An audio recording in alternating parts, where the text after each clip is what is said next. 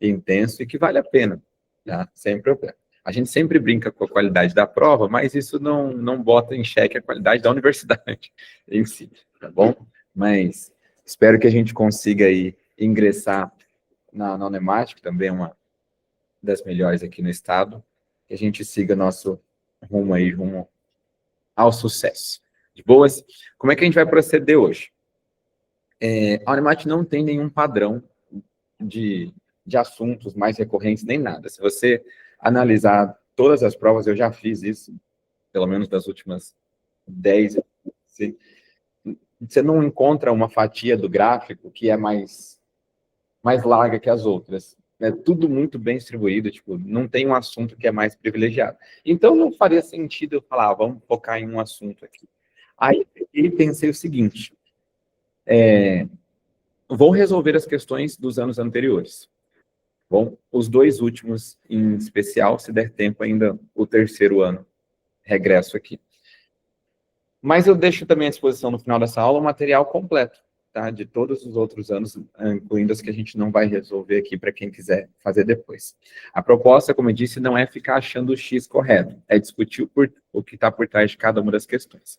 Então, vou propor assim, vou fazer a leitura da questão que a gente se propõe a resolver, e aí eu volto na teoria por trás dela. Discutimos a teoria e voltamos para resolver a questão. Ou discutir o porquê que ela foi anulada. Tudo bem? Beleza? Então, vamos lá para a primeira. Todo mundo tem acesso a esse material aqui? Sim? Então, vamos ver a primeira questão aqui. E não tem problema nenhum, tanto o pessoal de casa quanto daqui presente, de interromper e perguntar a qualquer momento. Tá? Ué. Aí. Boas? Vamos lá. Primeira questão nos diz o seguinte, do ano de 2025, né? Quer dizer, não o ano da prova, né? O ano do ingresso. Foi o ano passado, no caso. O uso de cinto de segurança é fundamental para a segurança dos ocupantes de veículos durante acidentes. Parabéns, a gente sabe disso, né? Há muito tempo. Obrigado pelo texto. Com base nas leis de Newton, assinale a alternativa que explica corretamente a importância do uso de cinto de segurança. Sério, se você resolve muita questão de física, você já sabe que falou de cinto de segurança. Tem um tema em especial que tem que gritar na nossa mente. Assim. Falou de cinto de segurança, o que está por trás normalmente? Sem ler as alternativas. Dinâmica impulsiva, exatamente. Impulso e quantidade de movimento. Tá? E aí a gente já até sabe, ou até decorou, mesmo que não entenda profundamente, né? Que qual que é a função, por exemplo, do airbag? O airbag aumenta o tempo de colisão do passageiro com o veículo para fazer o quê? Diminuir a força média. Tá? Mas a gente vai discutir isso tudo agora aqui. Mas, a princípio, ele está falando do cinto de segurança, né? Mesmo que eu tenha puxado do airbag. Você sabe das leis de Newton o quê?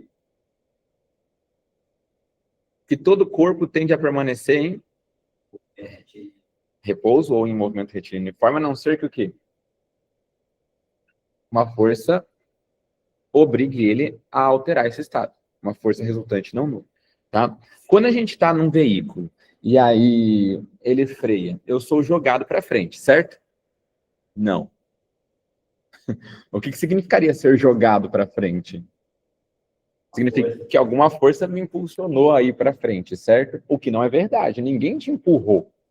O que acontece ali é que o carro, na verdade, é que ficou para trás, né? Você só mantém a tendência sua quanto matéria e, eu sinto lhe informar, mas para as leis da física, você um pedaço de tijolo é a mesma coisa. Não importa se esse pedaço de matéria é animado ou não. As leis são as mesmas. Então, qualquer pedaço de matéria tende a permanecer em movimento. Ali mesmo. Vai tender a permanecer em movimento. Então, você só continua a tendência que já era sua. Aí a gente vai ler as alternativas aqui. Olha a letra A. O cinto de segurança não altera a intensidade da força resultante exercida sobre o corpo, mas impede que ele seja projetado para fora do veículo. Tem diversos erros nessa alternativa. Tá? Primeiro, não altera a força resultante? Se não alterasse, qual que seria a minha tendência?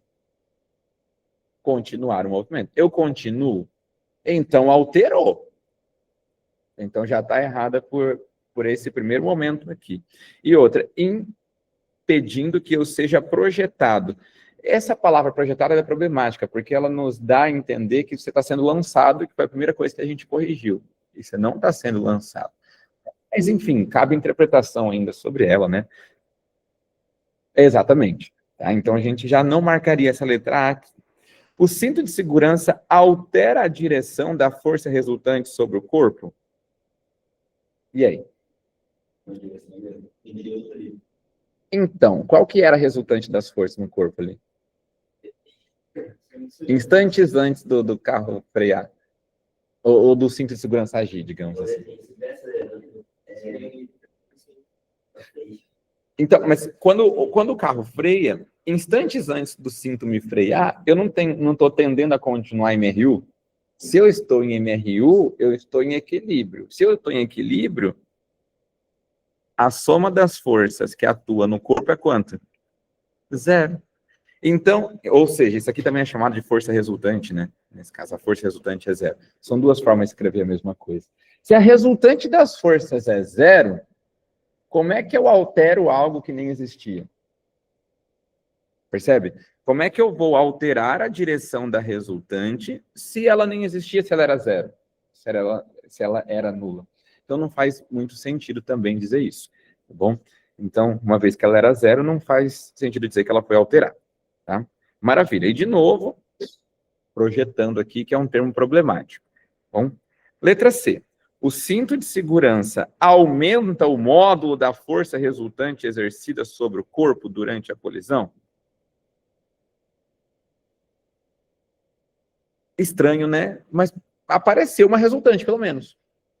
Se era 0, né, e aumentou, mas a gente cai na mesma questão da letra B, né? Se era 0, como é que aumenta ou altera ela? Não sei, mas vamos continuar vendo aqui, apesar do texto ser bem estranho. E distribuindo para uma área maior, reduzindo o risco de lesão. O que tem a ver? Se fosse...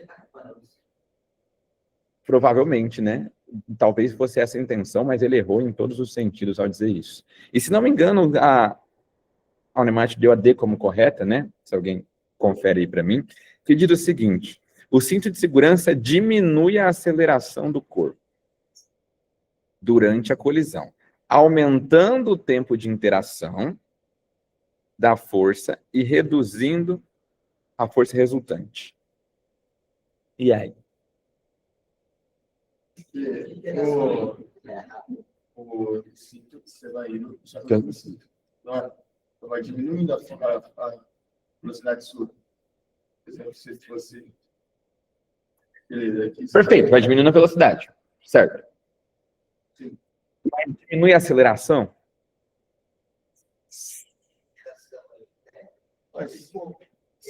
Diminui a aceleração, porque provoca uma desaceleração. Alteraria. Ele só, que eu penso. Sim, sim. O cinto seria tipo uma força elástica, talvez. O esticando, se deformando, depois voltando ao normal. O pessoal de casa que eu vi, né, que eu não sei se conseguiram pegar. Estão dizendo aqui que o problema talvez seja nesse tempo de interação, né, que esse tempo pode ser muito pequeno, não sei que considere o cinto como tendo um fator elástico ali, né, foi mais ou menos isso, se eu entendi corretamente. Antes de eu falar, vou ouvir todo mundo e traduzir aqui para o pessoal de casa. Na verdade, a força resultante não é a mesma. Eu peguei meu celular, joguei com a força X, joguei com a mesma força X no artério. A força eu joguei é a mesma, e só freia mais devagar, mais rápido, né? Então, mas se eu tinha uma força resultante nula, né, aí eu, por conta disso, estava em movimento retilíneo uniforme, e agora eu alterei o meu movimento, então apareceu uma força. Se apareceu força, o que aparece obrigatoriamente? Também, mas antes disso, na segunda lei de Newton, né? Aparece uma aceleração. E se apareceu uma força, apareceu uma aceleração, né? E a aceleração que antes era 0, agora ela existe. Então, para mim, o problema aqui é dizer que a aceleração diminuiu. ela não diminui, né? Pelo contrário, apareceu uma aceleração que nem existia. Ah, mas é uma aceleração negativa, porque está freando. Sim, tudo bem, mas eu não poderia estar tratando do módulo dela, já que agora existe uma força contrária. Então, diminuir a aceleração, sabe, fica... Eu não sei, está muito mal escrito em todos os sentidos. Eu não consigo nem tentar corrigir. Eu acho que eu queria falar de airbag na última vez que eu E ele misturou o conceito do airbag com o do cinto de segurança, se vocês perceberam aqui, né? Tanto é que na teoria aqui da questão, eu deixei justamente alguns slides para a gente falar de impulso e quantidade de movimento. Tá bom? Sim, é só para impedir a pessoa fora do carro, né, professor? Porque o que faz reduzir a tempo resultante é o airbag. Sim, só trava. Então, qual que é a função do cinto? O cinto ele tem a seguinte função. Se eu não estiver usando o cinto, eu vou tender a continuar MRU. A não ser que uma força resultante não nula me force a mudar esse estado. O cinto, ele faz o papel... Exato, ele faz o papel de exercer uma força contrária para alterar essa minha tendência de continuar MRU. Essa é a função do cinto. Tá? Tanto que eu não sei se mostrou na escola do professor teve que ficou estrangulado, porque ele está tanto que trava, né? Então, tem esses casos, mas aí a pessoa tem que estar numa velocidade que... assim, é bem... Mas se ele está nessa velocidade, não tem cinto e airbag que salve. Não, aqui comentaram sobre o fato do cinto estrangular algumas pessoas, né? E ainda assim matar em algumas colisões, né? Mas nessa velocidade, a ponto de estrangular, não há cinto que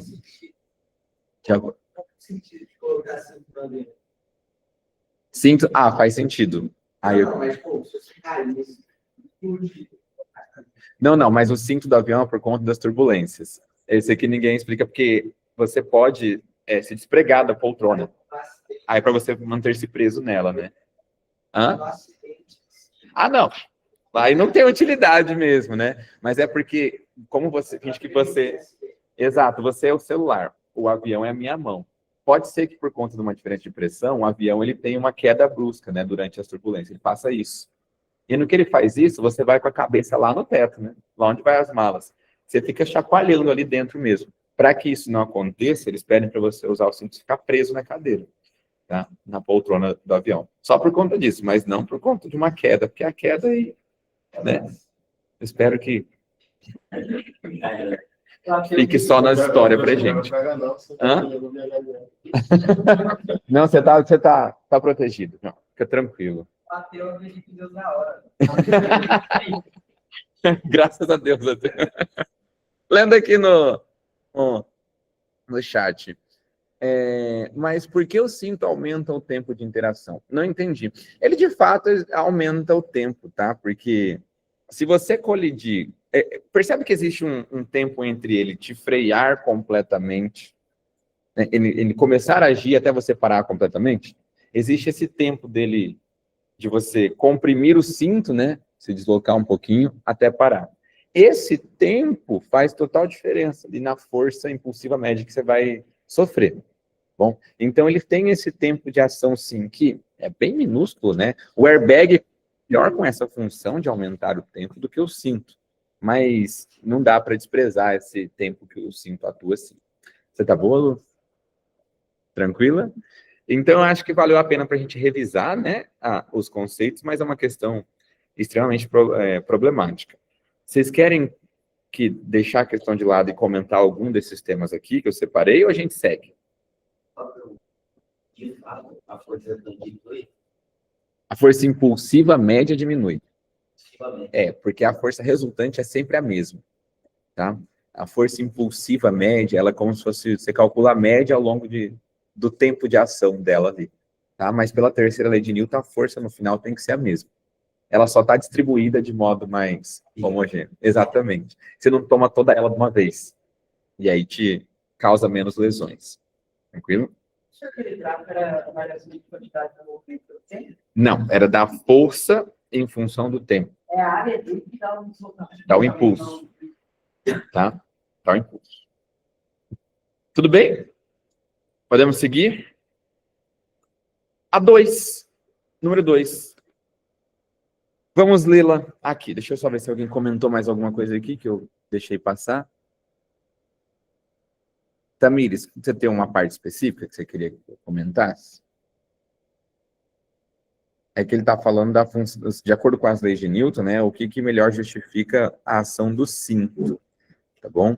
E aí a alternativa correta é a letra D, de acordo com o Nemat, né? Que para nós aqui a gente já viu um monte de problema nela, tá bom? Aí qual que foi a conclusão que a gente colocou? Oi? Nenhuma, na verdade, não tem alternativa correta, né?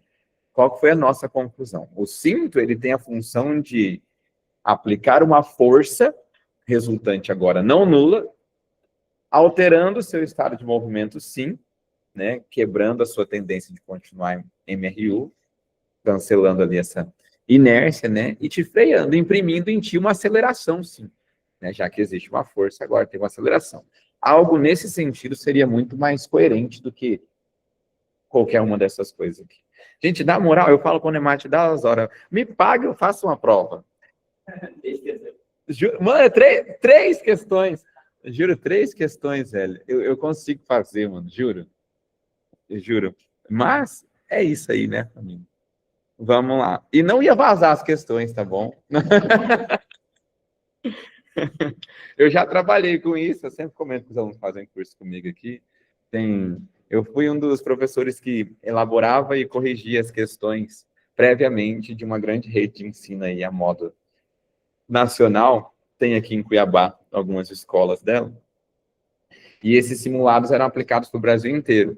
E aí eu fazia parte da equipe de física, né? E então eu tinha acesso às questões antes. A minha função era caçar erros, caçar problema.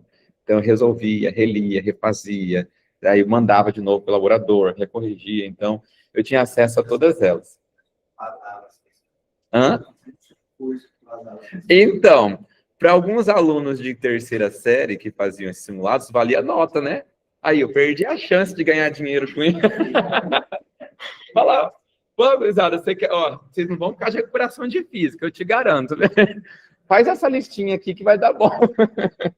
Perdi a chance. Mas, claro, a gente tem ética profissional e não vazava, diferente de alguns aí, né? Mas, enfim, continuando. Número 2. Número 2.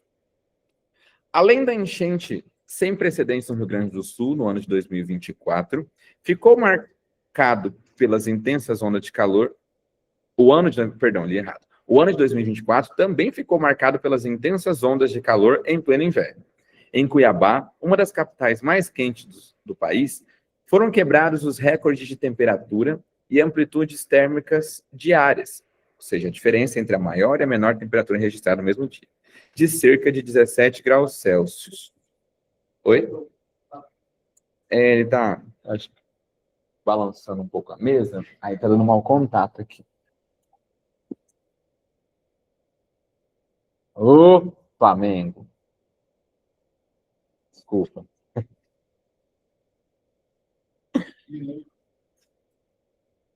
Não é possível.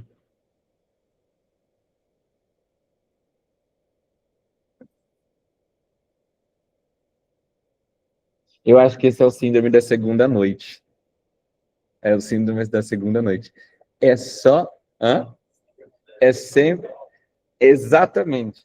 Eu dou aula aqui segunda, dou aula quarta, dou aula sábado. Nunca dá nada. É só na turma de segunda noite, no que fizeram o curso aqui comigo, que dá esse pior. É algum problema com a segunda noite.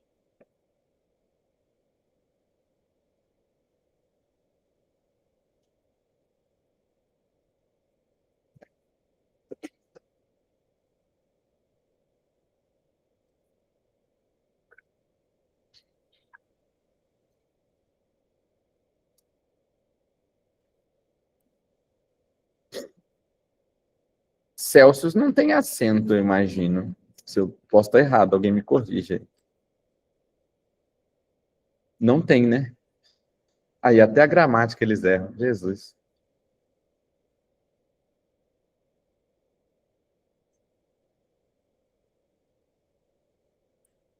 Enfim, de boas? Ok. Ele só falou que em 2024 teve muitas questões climáticas que marcaram o ano. Além das enchentes no Rio Grande do Sul, a grandiosa amplitude térmica sofrida por algumas cidades, em especial Cuiabá, né?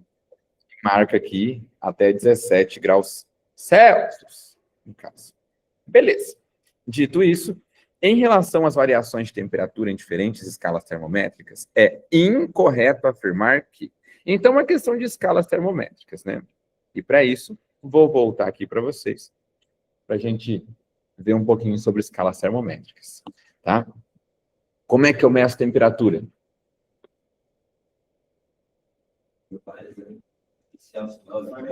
Sim. Isso são as escalas, mas eu meço com termômetro. Ok.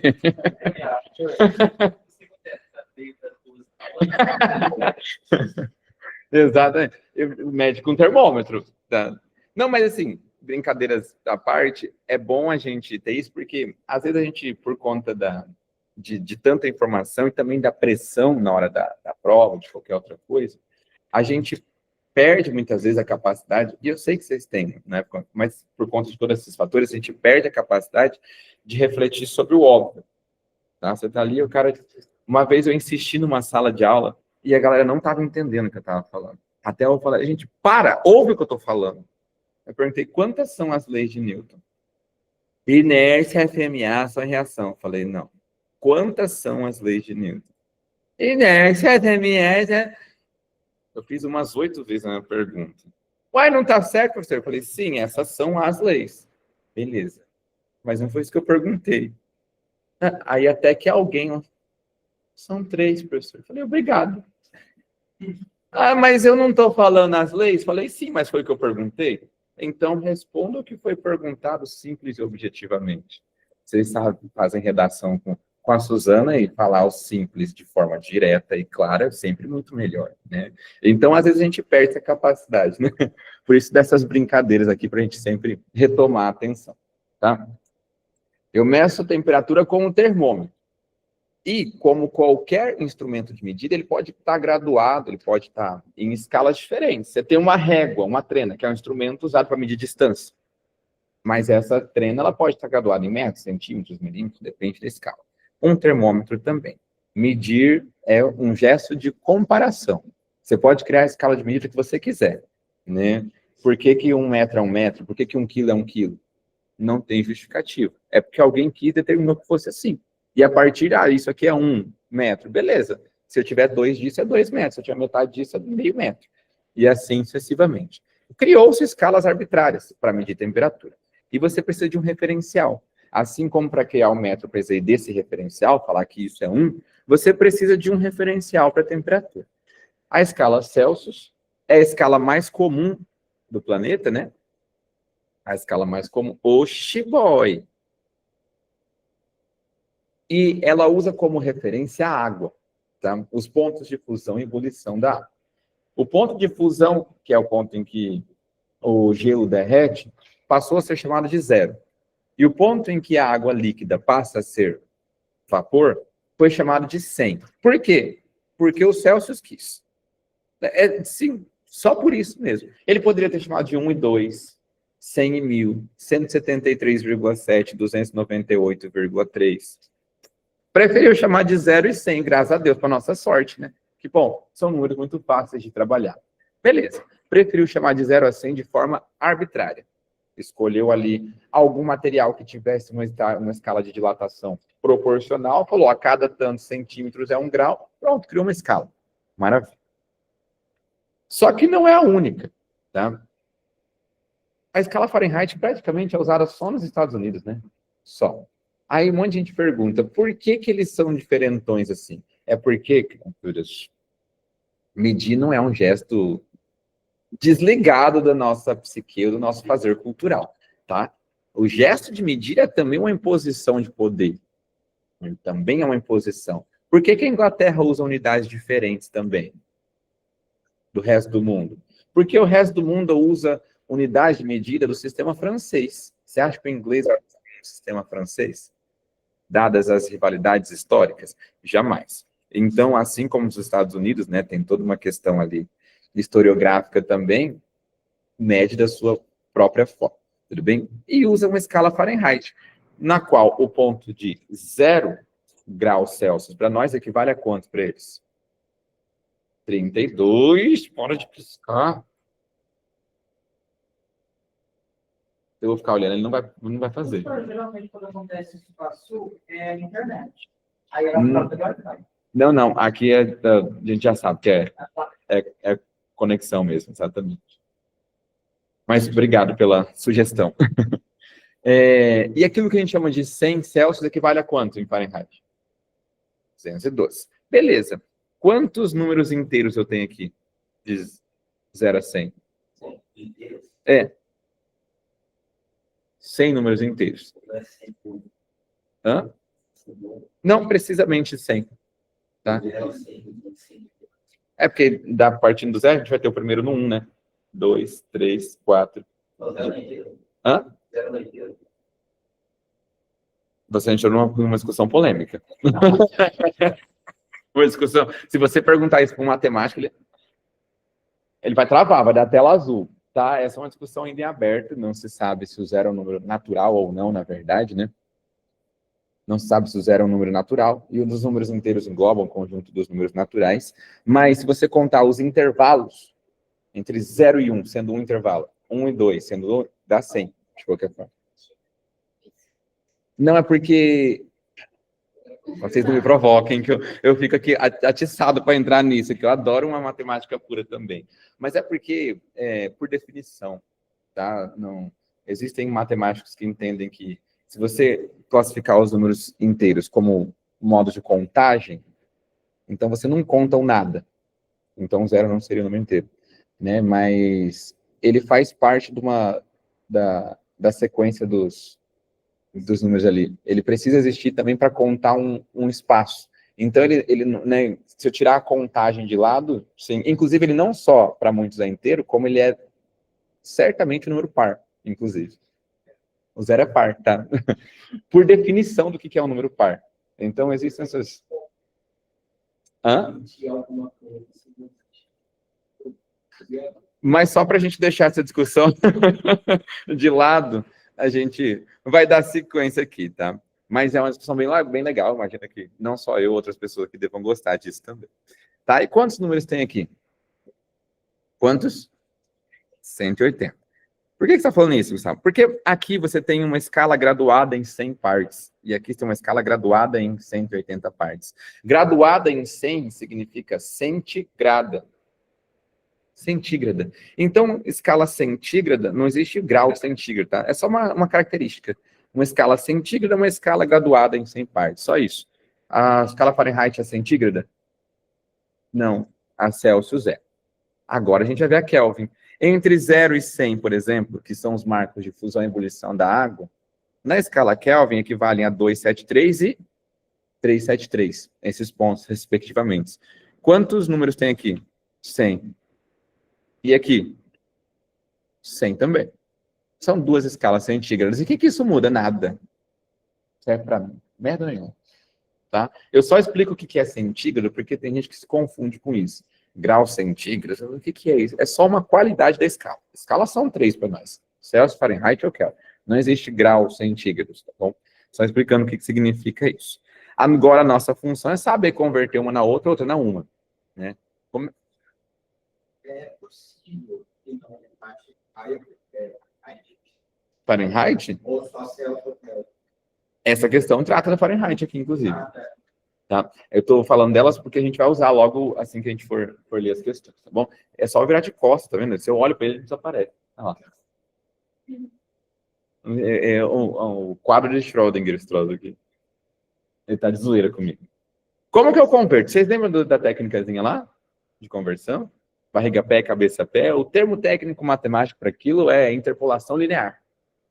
Barriga pé, cabeça pé, mais agradável, né? Mais simpático, pelo menos. Então, vocês querem que relembre como é que faz? Ou quer ir direto à equação? Relembra? Tudo bem. Como é que a gente faz para deduzir essa e qualquer outra equação? Você vai fazer assim, ó. Eu vou pular aqui para o final, porque eu tenho uma página em branco. Você vai colocar duas barrinhas paralelas aqui. Uma é a escala que você conhece e a outra é a escala que você quer conhecer. E aí você coloca dois números equivalentes lado a lado. Não tem a ver com ser maior ou menor, não tem nada a ver. Ah, o maior tem que estar em cima, o menor. Não tem nada a ver. Vocês têm que colocar o equivalente dele do lado. Bom, eu sei que 0 Celsius equivale a quanto? 32 Fahrenheit. Você pode botar isso em qualquer lugar da reta, tá? Desde que o 0 e o 32 estejam lado a lado. Eu sei que 100 equivale a quanto? 212. Aí agora, se você quer saber um valor C aleatório qualquer, isso vem equivaler a quanto em Fahrenheit qualquer.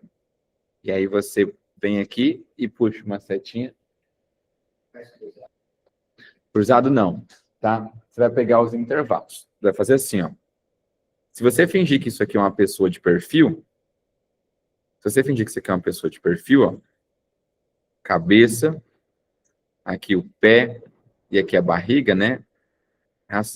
Barriga, pé, cabeça, pé. Daí que vem o macetezinho, né? Eu posso fazer cabeça, pé, barriga, pé? Não importa. Desde que você respeite a mesma ordem do outro lado. Tem que ser na mesma sequência. Então, eu vou fazer o seguinte, ó. Barriga menos pé sobre cabeça menos pé. Vai ficar assim. C menos 0 sobre 100 menos 0. Isso tem que ser igual à mesma ordem do outro lado, tá? F menos 32 sobre 212 menos 32. Tá pronta a sua equação de conversão. Ela tem um momento que ela fica quietinha aqui, só que acho que por conta de microvibrações na mesa, que eu mesmo posso estar causando, ele fica dando essa. Mas se eu não mexer mais, ele arruma. Tá pronto, você pode substituir o valor que você quiser aqui, já tá feita, tá? Se você quer saber quanto vale 70 Celsius em Fahrenheit, só botar 70 no lugar do C. Só que dá pra gente melhorar esses números, né? Repito, se você quiser usar lá, sim, já dá. Não tem problema, só que a gente melhora. Tudo bem? O que dá para fazer aqui ainda? Eu vou fazer desse lado aqui de esquerdo, você faz do lado direito, que é mais fácil. Eu vou fazer o mais difícil.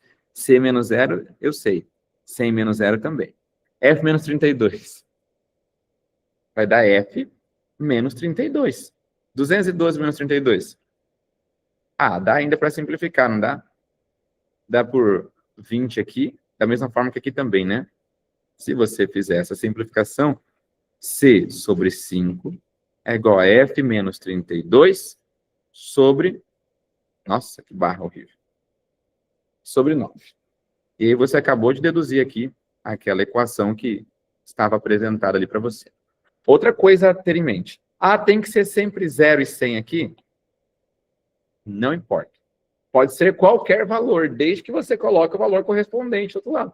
Poderia ser 2 aqui e 73, desde que eu coloque aqui do lado quanto vale 2 em Fahrenheit e quanto vale 73 Celsius em Fahrenheit. Não interessa.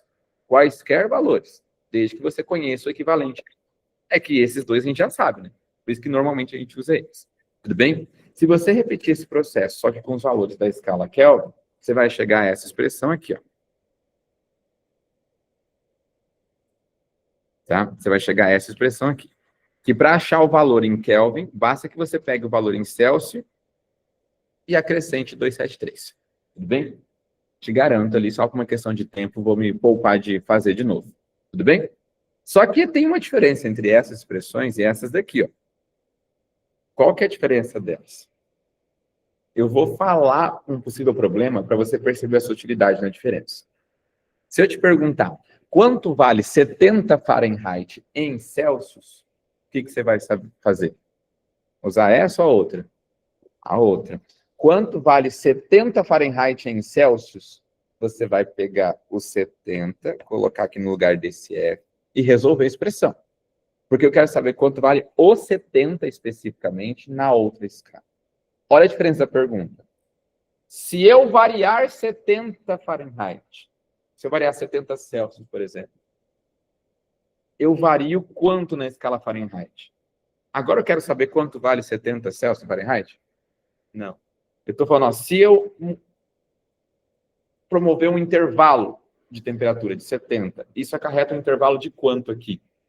Ora, eu já vi que o intervalo de 100 Celsius equivale ao intervalo de quantos em Fahrenheit? 180. Eu estou falando que 100 Celsius vale 180 Fahrenheit? Não, até porque você sabe que 100 Celsius vale 212 Fahrenheit. Mas eu estou te falando, sim, que se você aumentar 100 graus Celsius na escala Fahrenheit, isso vai acarretar em um aumento de 100 na escala... Desculpa, na escala Celsius vai acarretar no aumento de 100, de 80 na escala Fahrenheit. Bom, aumentar 100 significa que eu poderia estar a 0 e para 100, a 100 e para 200, a 50 para 150. Não importa o início e o fim, é só o intervalo. Tá? Apresentar essa diferença, a gente consegue encontrar o intervalo de variação delas assim. De Celsius para Fahrenheit, praticamente é a mesma coisa. Você só tira aquele 32 da jogada. A equação fica a mesma. E de Celsius e Kelvin? É o mesmo. Se eu aumentar 2 graus na escala Celsius, aumenta 2 na escala Kelvin também. Se eu aumentar 100, aumenta quanto na escala Kelvin? Já que são duas escalas centígradas também. Então, o intervalo para as duas é o mesmo. Eu estou dizendo que 100 Celsius vale 100 Kelvin? Não. Ok? Professor, eu posso usar aquela relação de 1,8 Fahrenheit? Pode dizer que para cada um Celsius vale 1,8 no outro. Também, sem problema. Com base nisso tudo agora, vamos ler aqui. Ele quer a incorreta, né? A incorreta. Não entendi, você vai falar alguma coisa? Não, mas... De boa. A amplitude, ou seja, o intervalo de 17 Celsius corresponde a 17 Kelvin? Perfeito. Tá certo. Mas não é isso que ele quer. Ele quer a incorreta. Isso aqui tá correto. Porque, ó, a gente acabou de mostrar aqui, João, que o intervalo para as duas é o mesmo. Ah, do intervalo. Você viu? Exato. Então, se eu vario 17 graus na escala Celsius, corresponde a variar 17 kelvins também. Se fosse uma prova, ia ser, né? De boas? Anulou. E já vai entender o porquê. Mas não é por conta dessa alternativa que zero problemas com ela, né? Letra A, perfeito. Letra B. Uma amplitude de 17 Celsius corresponde a 30,6 Fahrenheit de amplitude? Sim. Basta fazer também, né? Basta a gente vir aqui, ó, e usar aquela expressão que a variação para Celsius sobre 5 é igual a variação para Fahrenheit sobre 9. Se eu colocar 17 sobre 5, isso vai dar um ΔF de quanto aqui?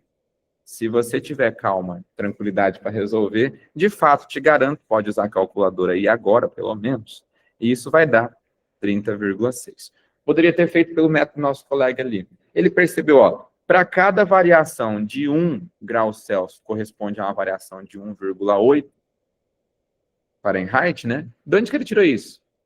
Se 100 varia 180, então 1 varia 1,8. Então, se eu variar 17, vai dar X. E esse X tem que dar 30,6 também. Tá? Então, essa alternativa B, perfeitamente correta, sem nenhum problema. Feito isso, vamos seguir para as outras. Letra C. A diferença de temperatura entre os pontos de fusão e de ebulição da água é de 273 Kelvin.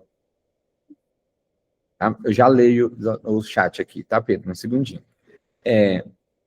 A diferença de temperatura entre fusão e ebulição é de 273? Não, é de quanto? 100. Então, essa aqui a gente marcaria como incorreta. Mas só por desencargo de consciência, vamos ler a letra D. A variação de 17 Celsius corresponde a uma amplitude de 45,2 Fahrenheit. A gente já viu que é quanto? 30,6. Uai, mas essa também está incorreta. Eu perdi um tempo nessa questão, mas eu fiquei com ódio. Como assim? Se esforçaram para fazer errado. Você percebe que é um erro tão juvenil? Tão bobo, parece que pegou uns guris do primeiro ano do ensino médio, falou, monta uma prova aí para aplicar pro... Porra, velho! Eu não duvido. Não duvido. Como é que ele faz na escala Kelvin? Na escala Kelvin, a variação é a mesma em Celsius. E de Fahrenheit, você faz essa continha aqui que a gente acabou de fazer no finalzinho aqui, e que a gente viu que dá 30,6. A C? Vamos lá. Não lembro. Ele está dizendo que a diferença entre a fusão e a ebulição da água em Kelvin é 273. Mas não é, João. Sabe por quê? Porque a gente já viu isso aqui, ó. slide, quando eu coloquei, ó, o ponto de fusão e ebulição são esses dois marcos, né? Verdade. Fusão e ebulição. Quanto que tem aqui? 100 e não 273. Seria, se fosse 17. Não entendi? Seria 17 Kelvin, certo? Porque seria um para. Sim, se eu vario 17 Celsius, vario 17 Kelvin. Perfeito. E é isso que ele diz a B, se eu não me engano, né? A B, não, a letra A. Letra A, perdão. A mesma é A. Então, mas repito, nosso propósito não era aqui ficar achando o X correto, mas discutir a física por trás. Deu para relembrar alguma coisa aí? Deu? Maravilha. Então, termologia aqui, relembrado, check, e utilizamos o erro como aprendizado também. Agora a 3. Essa não tem nada que anule ela, mas também ao mesmo tempo, né? Meu Deus. As duas primeiras coisas que você falou na vida, provavelmente foi mamãe e velocidade média igual a delta S sobre delta T. São as coisas mais elementares, assim, em termos de aprendizado acadêmico, né? Pô, qualquer aluno do 9º ano, a primeira coisa que ele vê em física na vida é o quê? Ah, desculpa, eu falei que ia ver o chat antes de ir para a próxima. Perdão. Pedro perguntou aqui. Então, nessa questão, tanto a letra C quanto a letra D estariam incorretas? Sim, perfeitamente, Pedro. Tá? Por isso que ela foi anulada, inclusive. Pode mostrar de novo a alternativa B? Claro. Aqui está a B. Bom, quem está em casa não recebeu esse material, só por curiosidade mesmo, perguntou aqui, Valéria. Não sei se a Gabi está ouvindo, se tem como mandar de alguma forma. Bom, beleza? Pessoal, eu estou fazendo na sequência, mas se for de consenso, quem já professor, oi. Repete para mim. Repete o quê? Para a Gabi mandar o quê para quem? Ah, é porque eu entendi aqui pela fala da Valéria, o Rubens, que eles não tinham recebido o material, mas ela já disse que receberam sim, tá? Então não precisa enviar nada, não. Tá bom, beleza. Obrigado. O que eu ia dizendo? Esqueci. Perfeito. Não precisa na hora. Se você já olhou o material e quiser, professor, podia fazer tal questão, sem problemas também, tá bom? Porque talvez a gente não consiga fazer todas, né? Já era de se esperar mesmo, como eu disse, mas se for de interesse de alguém, algum tema, a gente faz. Essa aqui, 8h30 a princípio, tá bom? 8h30. 8h30 é o intervalo, a gente faz intervalo até as 9h, depois segue das 9h às 11h30.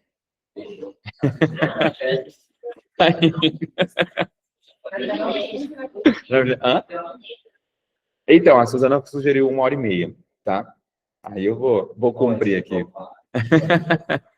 Aí tem que convencer o pessoal lá. De boas. E eu tô de férias já. Já tô sentindo o cheiro da praia, querido.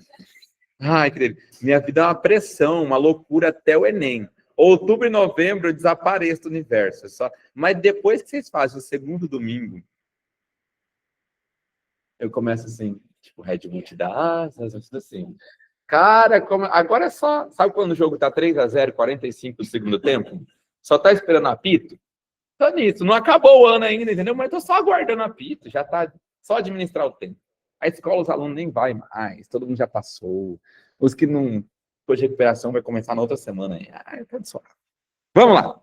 Continuando.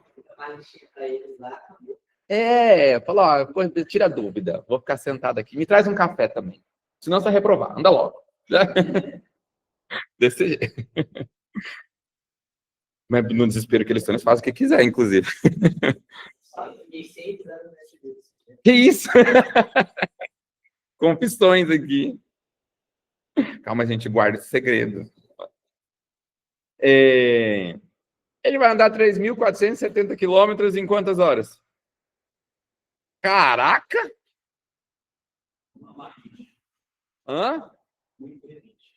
Não, com todo respeito, mas eu acho praticamente impossível isso aí.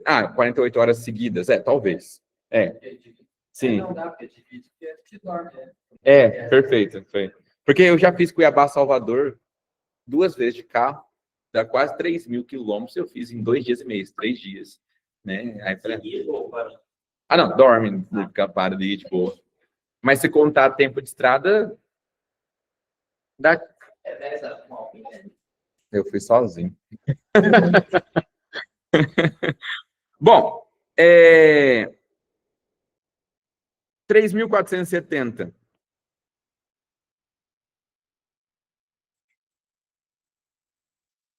Não precisou nem fazer nenhuma conversão, né?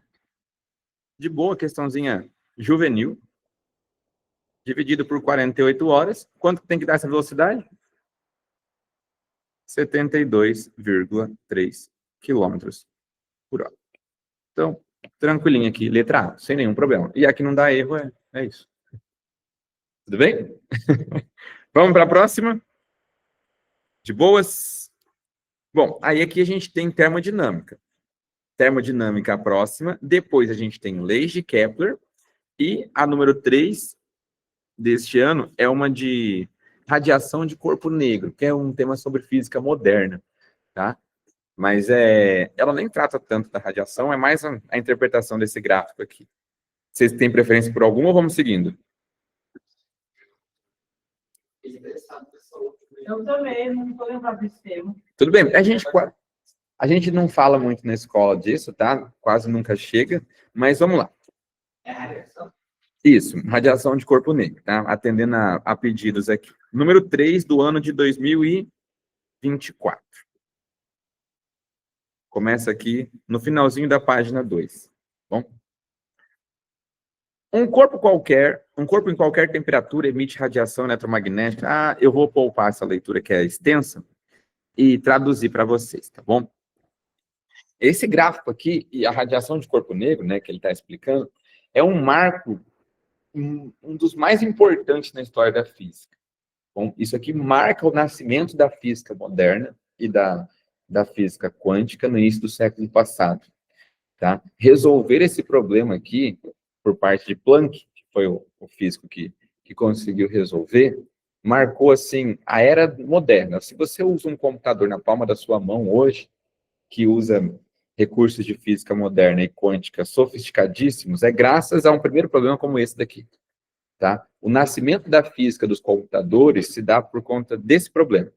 Então, a era da física moderna nasce explicando a radiação de corpo negro. O que é a radiação de corpo negro?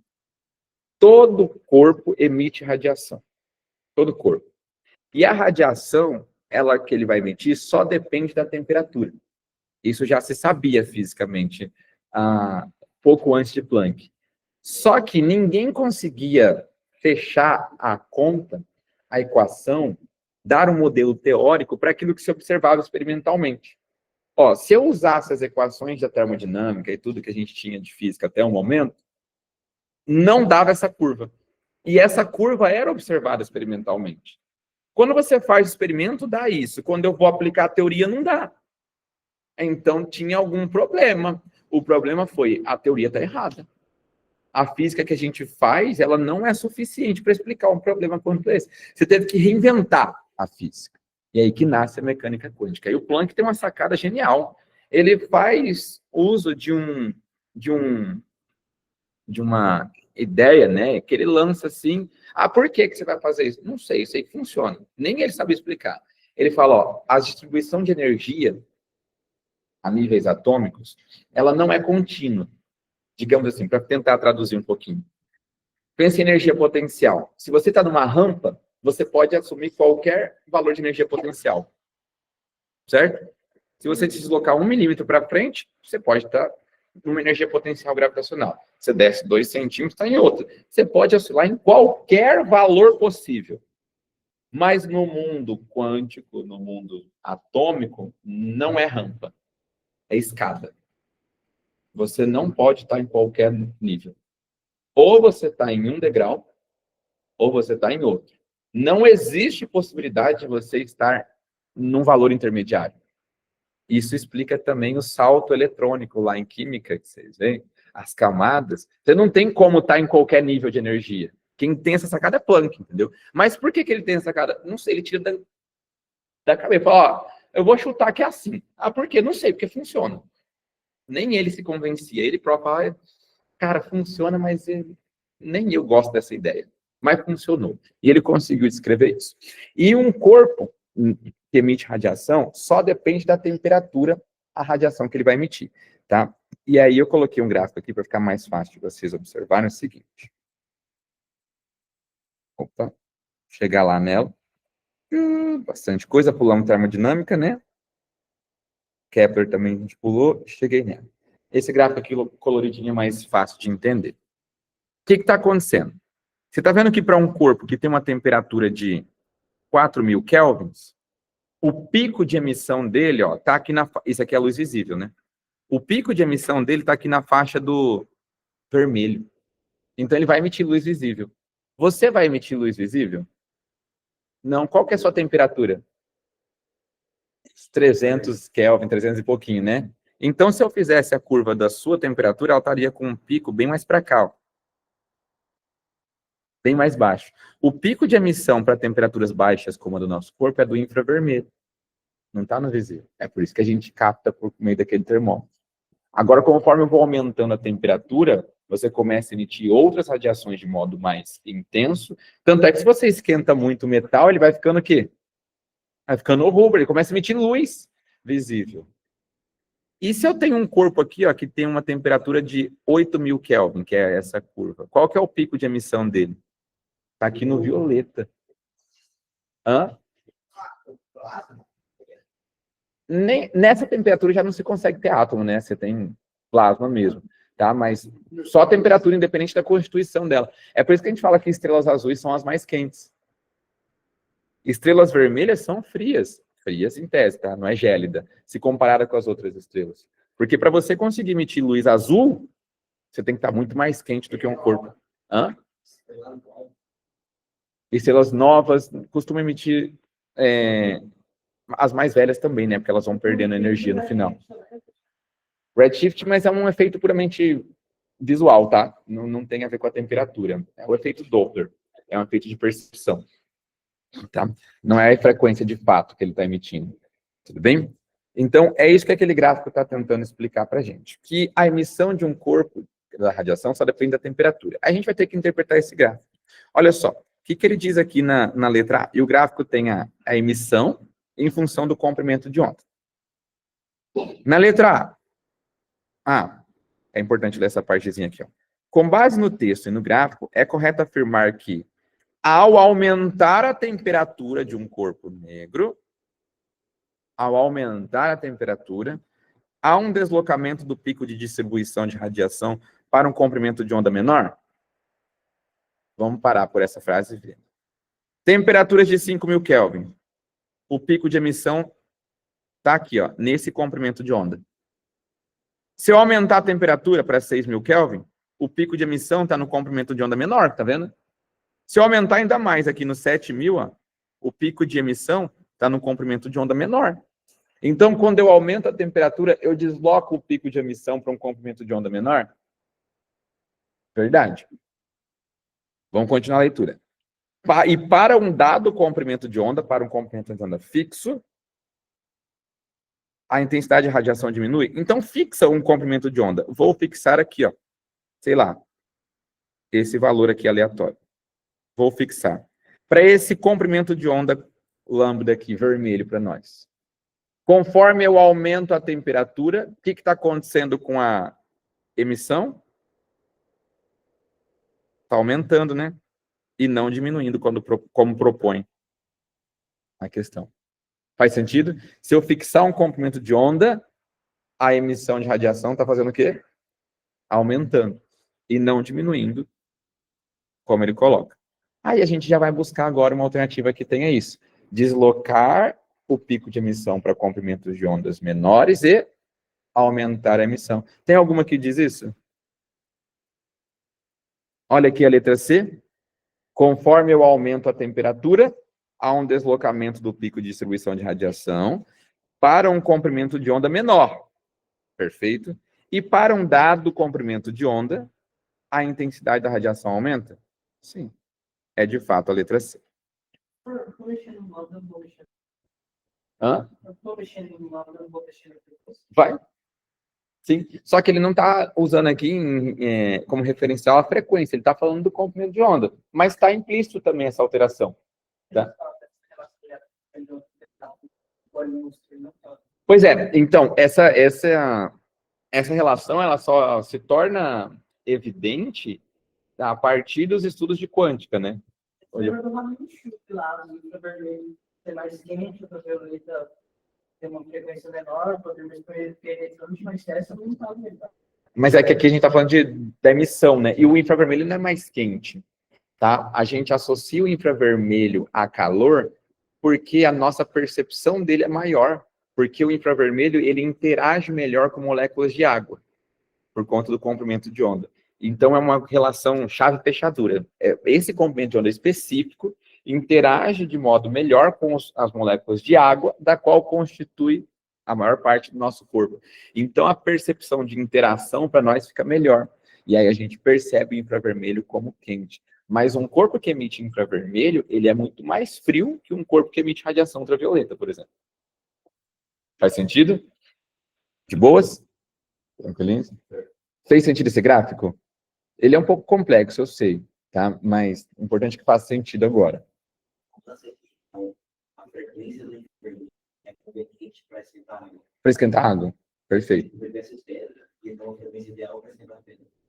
Para cada material você tem uma frequência de ressonância, né? Tanto é que o micro-ondas usa também radiações relacionadas à água, que é o que constitui a maior parte dos alimentos também. Bem pouco, inclusive. Tem água. Agora, Caraca, tomate queima a boca, né, André? Porra, eu tenho muita preguiça de falar, porra, eu não vou sujar um prato por causa de um pão. Aí, o que eu faço? Uso a física a meu favor. O micro-ondas interage só com água, né? Papel não tem água nenhuma. Eu boto o pão em cima do papel. Ele vai entrar e sair ali sem dano. Aí eu pego no guardanapo e já como. Não sujei. Pega a visão, pega a dica. Você não precisa mais lavar o prato por causa de um pão. Não precisa mais ficar lavando. Podemos de termodinâmica? Vamos lá. Essa daqui? Maravilha. Pediram a questão de termodinâmica agora. A primeira questão de 2024. Só lendo aqui o chat antes de começar. Poderia afirmar também que quanto maior a frequência, maior a temperatura. Visto que quando... Perfeito. É uma afirmação corretíssima, Guilherme. Tá bom? Correto. Algo mais dessa? Podemos seguir? Aí não dá para entender, né? Ela erra na escala termométrica e traz uma questão altamente complexa, sofisticada, sem erro. Perfeito, o gráfico. Mas é uma leitura, para quem não conhece também, né? Bastante difícil. Quantas vezes vocês viram esse gráfico na vida escolar de vocês? Para a maioria, nenhuma vez, né? Talvez alguns viram uma vez ou outra. Hoje. Oi? Essa questão é a número 1 de 2024, tá bom? Que eu vou fazer agora. Pareceu fazendo Enem. Azaf, quanto tempo, meu amigo? A primeira lei da termodinâmica é frequentemente utilizada por meteorologistas quando querem verificar as mudanças da temperatura do ar, por conta da variação de calor e de pressão. Nos casos em que a temperatura atmosférica muda, devido à mudança no volume de ar, a quantidade de energia térmica, e por isso a gente entenda calor, tá? Adicionada ou retirada da atmosfera é muito pequena, a ponto de poder ser desconsiderada. Temos a forma adiabática da primeira lei da termodinâmica. Ele está falando de relações termodinâmicas na qual a gente despreza, desconsidera a troca de calor. Quando não há troca de calor, é uma transformação isotérmica? É uma transformação isobárica, isocórica, é uma transformação adiabática. É esse o nome que se dá para transformações que não trocam calor. Mas o que você está falando? Tá bom, calma. Vou voltar aqui. Vamos lá.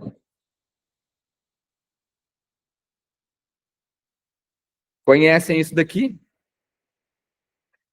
Essa é a primeira lei da termodinâmica, tá bom? A primeira lei da termodinâmica, vou colocar melhor ela aqui. Está aqui para nós. É uma lei de conservação de energia. Se você tem um recipiente gasoso e oferta para ele calor, se eu tenho aqui um gás, por exemplo, imagina que dentro desse cilindro, que tem um êmbolo móvel, esse êmbolo pode subir ou descer, você tem uma quantidade X de gás aqui e você começa a ofertar calor. O que esse gás pode fazer com esse calor que eu estou dando para ele? Ele pode usar esse calor para converter em outras duas formas de energia, a princípio.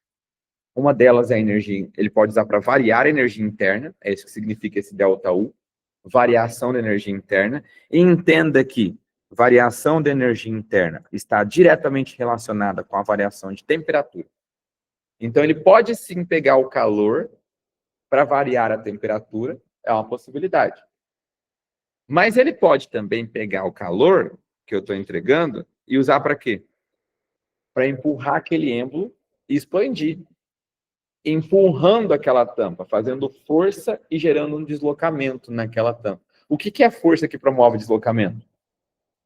É um trabalho, certo? Então, se eu dou calor para um gás, ele pode pegar esse calor e converter em duas coisas.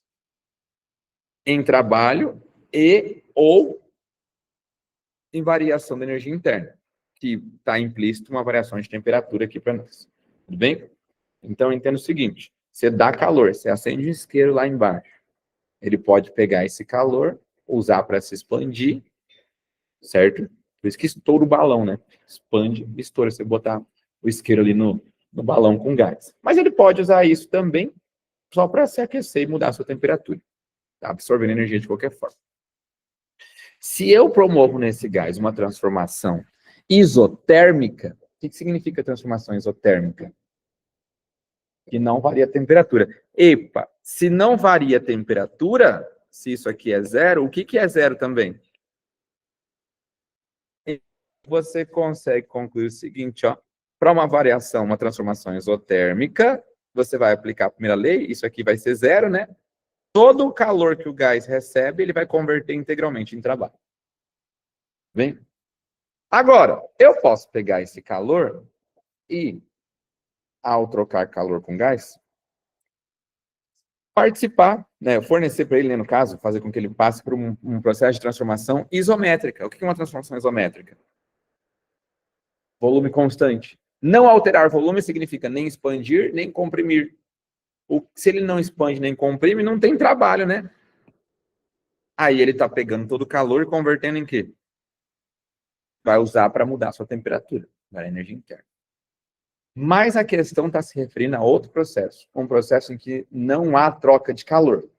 Não existir troca de calor significa que o calor nem entra e nem sai. Se não entra e nem sai, quanto vale o calor? Zero. Então, a gente vai pegar esse Q aqui e dar para ele um valor de quanto? Zero. Mas é isso aqui. Está até errado, desculpa, não corrigir. Isso aqui não é constante, não, tá? Isso aqui é exatamente igual a zero. Faz uma continha básica aqui comigo.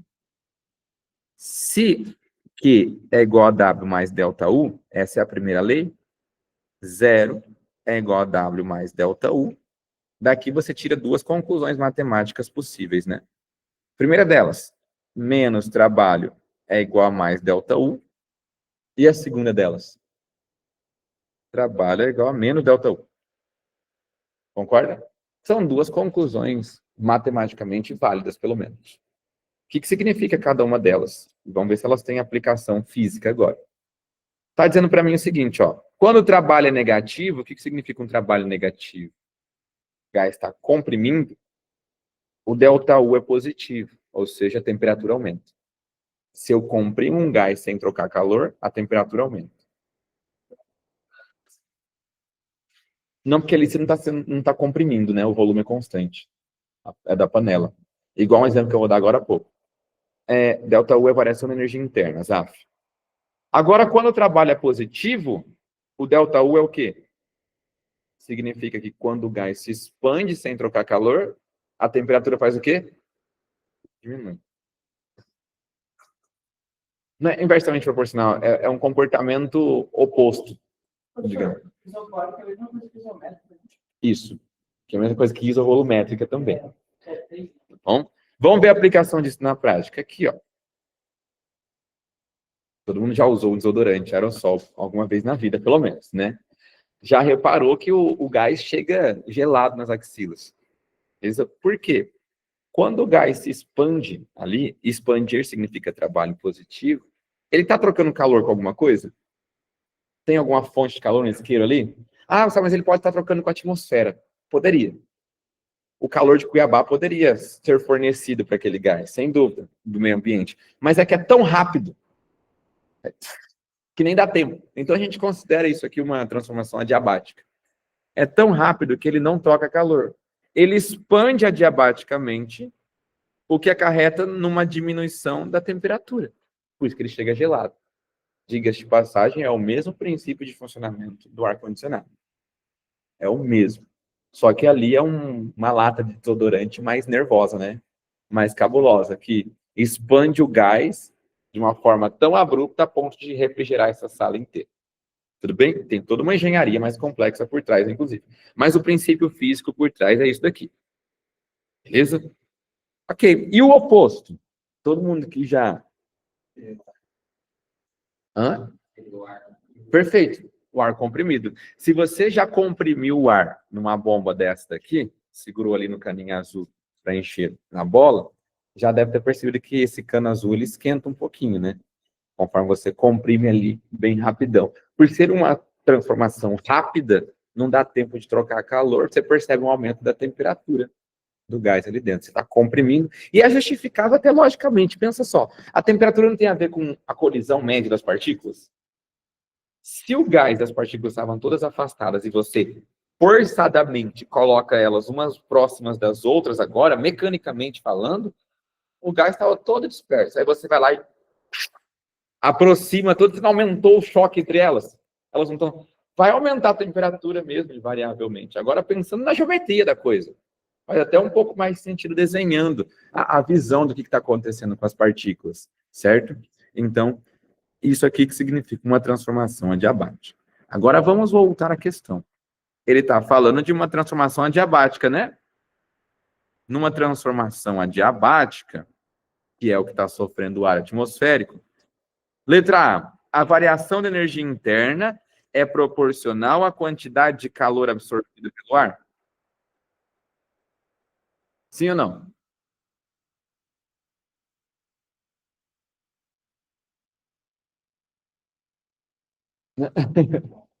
Não, eu estava olhando para a foto da Ana Lund mesmo.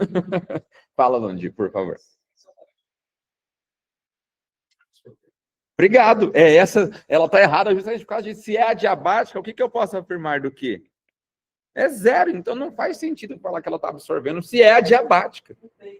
Não tem calor nem sendo absorvido e nem sendo o quê? Liberado. Calor absorvido é positivo e calor liberado negativo. Então não é nem positivo nem negativo, é o quê? É zero. Então, letra B. A variação da quantidade de calor... Eu nem vou continuar.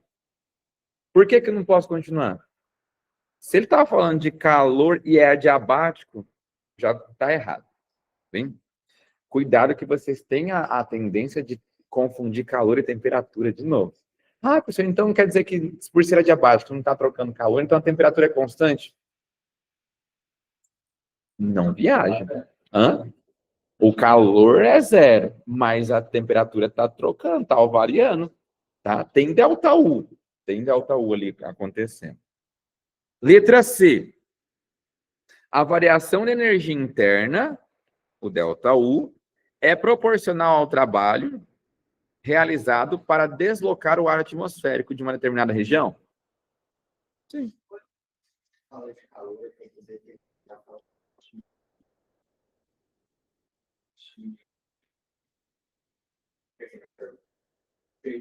Não, calma, tranquilo. Se quiser pensar e fazer assim que lembrar, tranquilo, sem pressão. Pressão constante, o trabalho pode ser dado por P delta V, aproveitando a pressão. Vamos só tirar o desencargo aqui para ver se as outras anulam a questão ou não, né? Letra D, a variação da quantidade de calor...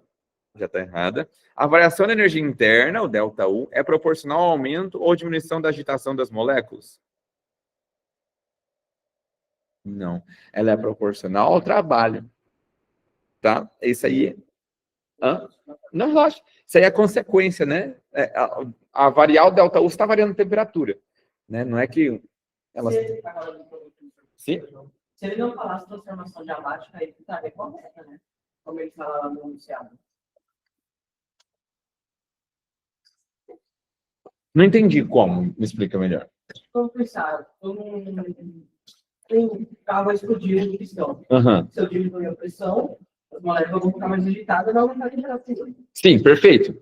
Esse ΔU aqui está relacionado com a variação de temperatura. Ok, diretamente. Aí ele fala que a variação da energia interna é proporcional ao aumento ou diminuição na agitação das moléculas do ar atmosférico. Esse atmosférico perde um pouco de sentido, mas Não perde tanto porque ele está falando no enunciado sobre o ar atmosférico, né? Só que... não fala de diabática, eu concordo que você é muito assim. Mas Sim. a minha letra tem teor certo. Ela não está de toda errada, sabe? Ela, de novo, uma questão mal escrita. Porque, de fato, a variação da energia interna, ela contribui para um aumento ou diminuição da agitação das partículas, tá? Para mim, o erro dela aqui, muito embora ela pareça estar correta, né? Se a gente fazer uma leitura mais superficial, sem nenhum problema. Mas é sobre isso aqui, ó. Sobre a agitação. Né? Ela está relacionada com a temperatura. E temperatura é só a agitação das partículas? Não só. Hã? Tem a ver com a colisão média das partículas e a velocidade média delas também. Temperatura é um pouco mais do que simplesmente agitar-se. Tá? Então, ela é um pouco vaga, essa definição aqui. Tá? Mas faz sentido, sim, a lógica. Oi. Aceleração? Não, a gente está falando de temperatura. A temperatura, ela mede o nível de agitação médio das partículas, tá? Mas ela é uma medida da energia cinética, e não a agitação por si só, tá?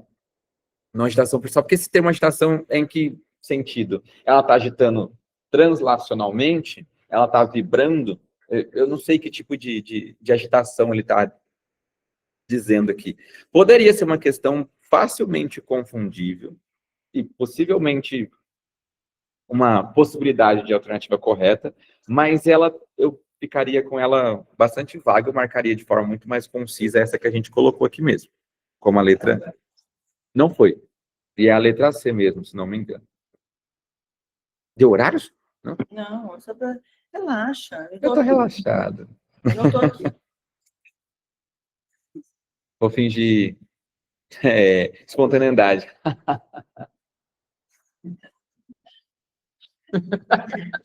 E amanhã a foto ficou assim, ó.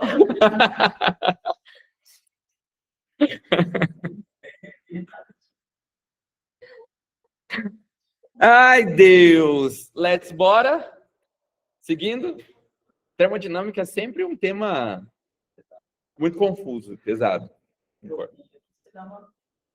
Entropia é um dos termos, talvez, mais confuso ainda, até por conta disso, os materiais, né, nem comentam muito no ensino médio. Mas está relacionado com a segunda lei da termo, sim. Alguma outra? Só nós aí na 3 da 2023. 3? Da 2023.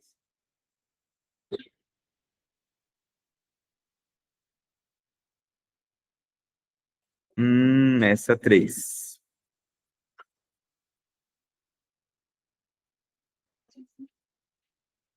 Beleza, vamos lá. Tem a ver com o mesmo assunto da primeira que a gente fez hoje, né? Beleza? O mesmo assunto, colisão, impulso, quantidade de movimento. Junto, mestre. Então, bora lá. Número 3 de 2023. Suponha que você esteja dirigindo um carro desgovernado e tenha apenas 2 opções para frear. A primeira das opções é colidir contra um monte de feno e a segunda é colidir contra uma parede de concreto. Foi óbvio, né? Escolha óbvia, né? A gente vai escolher colidir com o quê? Você não necessariamente sabe o porquê disso, mas você sabe que vai te machucar menos. Mas se isso é verdade, a gente tem que saber a explicação por trás disso, né? Valeu, mestre, tamo junto. A gente tem que ver qual é a física por trás. Por que que no feno é preferível a minha colisão? Vamos ver aqui.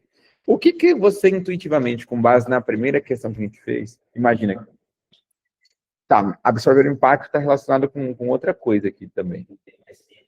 Mesmo antes do airbag. Aumenta o tempo de colisão para fazer o quê? Diminuir a força impulsiva média. Então, quando eu colido contra a parede, a colisão é praticamente instantânea. O ΔT tende a zero, né? É muito pequenininho. Se um ΔT é pequeno, o que acontece com a força? Tende a ser a mais alta possível. Exatamente. Agora, se eu aumento esse ΔT, a força diminui. Mas por que está fazendo com base em quê essa daí? Com base nisso daqui, ó. Nessas equações. Deixa eu voltar lá para o primeiro slide. Aqui, ó. Impulso, para quem não lembra, é a força vezes o tempo de ação dessa força. Bem? Por que que eu prefiro dar um soco num saco de boxe ao invés da parede? Se eu der um soco na parede ou no saco de boxe, o impulso trocado é o mesmo. É o mesmo.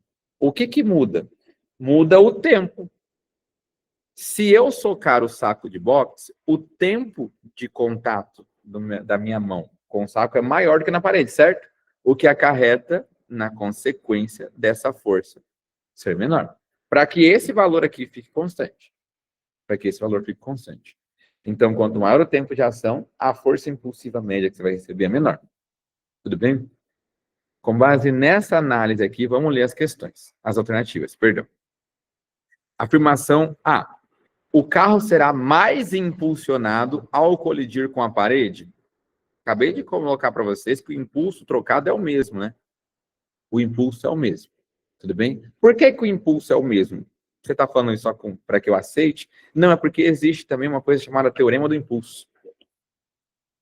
Tá? O teorema do impulso, ele afirma para nós que o impulso é igual à variação da quantidade de movimento. Vou abrir essa conta para você.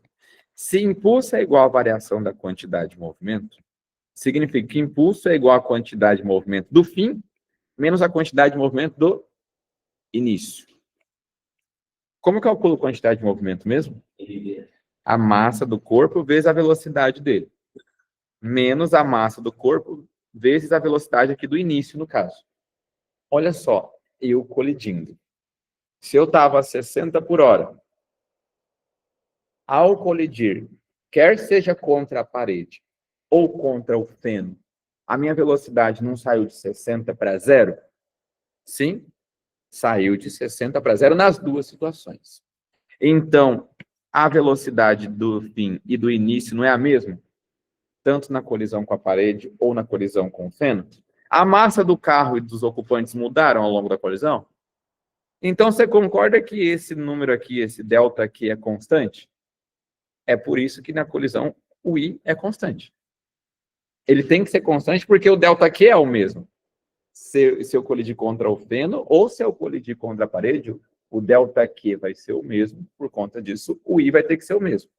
Sendo o I o mesmo, sendo esse I constante, o que que eu posso alterar nesse caso? Se esse I é constante, conforme eu mexo no tempo, eu tenho que mexer na força para garantir que o valor fique fixo. Aí, quanto maior o tempo, menor a força média. Ele está falando que o carro será mais impulsionado na parede? Não, a gente já viu que o impulso é constante. Então, vamos ler a letra B. O carro será mais... De novo, o mesmo erro da A, não vou nem continuar para não perder nosso tempo. Letra C. O carro será mais impulsionado... Letra D. O carro será impulsionado na mesma proporção nos dois casos. Opa, até aqui ok, né? Na mesma proporção nos dois casos. Perfeito. Assim, a força exercida em ambos os casos é a mesma. E o tempo de contato será maior com um monte de feno? O tempo até vai ser maior no monte de feno mesmo do que com a parede. Só que a força não é a mesma. Se eu mudei o tempo, eu tenho que mudar a força. Então, tem aquele macete. Se não é A, B, C, nem D, aí você pode marcar aí. Esse macete não fala. Tá? Mas vamos pro... Oi? Não, né, mas esse macete não é válido, não é verdade. Cara, você fez essa prova?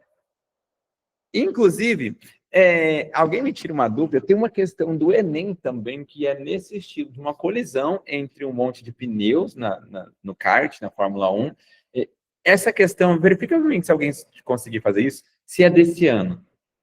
Porque se for...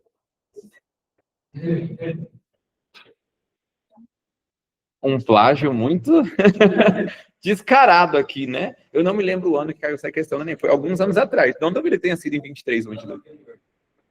Então copiou mesmo a questão, né? Assim, só trocou o termo praticamente, né? Quer dizer, eu tô chutando que tem copiado, porque pode ser uma mera coincidência também. Claro, pode ser só coincidência. Né? Mas a Unimagem também já teve questões plagiadas dela própria, inclusive. Não sei se vocês vão lembrar, nesse ano de 22, ou foi no 23, 3 questões de matemática que caíram aquele ano já tinham sido aplicadas em provas anteriores ao Unimagem. Então, assim, copiar questão não é um fato tão raro para eles. Tudo bem? É correto. Obrigado, Guilherme. Quando você bate, essa força volta para você. Não é que volta, é que ação e reação, né? Se você aplica uma força em A devolve a força para você. Não é que ela, tipo, é a mesma força voltando. Hã? Exato. Porque força é aquilo que tem capacidade de alterar o estado de equilíbrio dos corpos ou deformá-los. Na definição de força aparece isso. Tá? Então, se causou deformação, tem ação de força, sim. Perfeito. Quando colisões são 3 tipos, né? Elástico, força multielástica e elástica. Exato. Qual que é aquela do fundo mesmo que é aquela que acontece no dia a dia? Tem uma que não acontece, é impossível. Todas as colisões, praticamente, elas são parcialmente elásticas, de modo geral. Tá? Todas elas. As colisões elásticas, elas são do ponto de vista puramente teórico. Ou colisões que a gente até considera elásticas no dia a dia, dada a diferença ser muito desprezível. Quando a gente fala assim em questões despreze a resistência do ar e o atrito, você não precisa entender que na vida real a gente está dizendo que não existe atrito. Não é isso. Com essa fala, o autor da questão está dizendo, o atrito até existe, só que ele é tão desprezível que ele não vai interferir significativamente na questão, no problema, de modo que a gente pode tirá-lo. Mas tem situação no dia a dia que é assim? Sim. Se eu deixar esse celular cair dessa altura aqui, ó, eu posso sim, com muita tranquilidade, desprezar o atrito e a resistência do ar. Ah, mas tem ar aqui. Eu sei que tem. Ele vai influenciar na queda desse corpo, freando ele, dessa altura aqui, nesse ambiente? Não, a gente despreza. Mas se eu deixar ele cair de um alto, de um arranha-céu, aí sim. Então, ele é desprezível ou não, a depender da situação. Então, exato. Tá? Então, aí eu falei disso tudo por causa que eu tinha falado um negócio. Perfeito. Então, existem colisões no dia a dia que a gente pode sim considerá-las, dadas as circunstâncias. Em colisões de bilhar, sinuca, elas podem ser consideradas elásticas, assim, pelo menos no primeiro instante. Até que aquela bolinha vai freando aí com um tempo maior, já não dá mais. Mas naquele momento você considera, pelo menos. Eu acho que é aquela que corrige e volta na mesma intensidade. Né? Ele conserva a quantidade de movimento e também energia cinética. Precisamente. Tranquila? Nada. Então, só para a gente matar isso aqui, ó. Um carro será impulsionado na mesma proporção nos 2 casos. Ok? Perfeito. Logo, a força é mais intensa no contato com a parede e o tempo de contato será maior na colisão com um monte de feno. Perfeito. Essa aqui, bonitinha, né? Tudo bem? A força dentro da forma do impulso, ela é imediata dele, é outra força. Não dá para fazer isso porque quando você fala de F igual a MA, aquela força ela é meio que constante, né? E ali a força está oscilando. Por isso que a gente fala de força média, tá? Força média ali. Quando ele falar força, eu posso só assumir que é o F do impulso. Né? Isso, é o F do impulso. Tudo bem? É a força impulsiva média, que ela não é constante o tempo todo, tá bom? Porque existe o tempo de deformar, imagina um saco de boxe, né? A minha mão afunda, eu vou aumentando a força e depois ela diminui. Se eu fosse fazer isso num gráfico, ficaria mais ou menos assim, ó. Vai ficar mais fácil a visualização. Um gráfico de como é que se comporta na colisão a força em função do tempo. Seria um gráfico mais ou menos assim, ó. Bem, ela oscila. Mas o impulso, ele teria o mesmo valor caso ele fosse provocado por uma força constante F aqui, que é o que a gente chama de força média. É esse F em vermelho que a gente está usando lá na equação do impulso. Na prática, é o azul que está acontecendo. No cálculo, a gente está transformando isso. Assim, igual quando você faz velocidade média. Se eu pego e divido lá, igual na questão da BR-163, os 3.000 e tantos quilômetros por 48 horas, você acha uma velocidade média de 72 quilômetros por hora, aproximadamente. Você está dizendo que você foi a 72 o tempo todo? Não, ela mudou o tempo todo. Você tem que ultrapassar, você freia, você dorme. Ela mudou o tempo todo. Ela faz isso. Eu estou dizendo que se eu for a 72 o tempo todo, vai ter o mesmo efeito. Tá? Então, na prática, eu posso dizer que é aquela força do FMA? Não. Tá? Porque na prática é isso daqui. Bom, mas a gente transforma isso aqui no cálculo para facilitar e produzir o mesmo efeito. É só integrar, né? Assim. Se você calcular essa área aqui, integrando, você calcula o impulso, né? Muito fácil. É só, gente, aí você pode usar isso aqui, ó. O impulso é a integral, né? De um ponto inicial até um ponto final, da força em função do tempo. Matemática simples. De boas. Bom, temos tempo para mais uma? Se conseguisse fazer em 3 minutos. Dá tempo. Acho que dá mais uma, né? Só uma coisa. Duas? Ah, Suzana que se exploda lá. Vai ficar até 11 horas. Brincadeira, Suzana.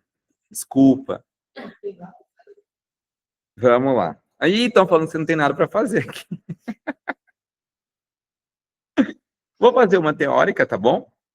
Modo mais rapidão, tá? Essa de 2022, aqui questão 1.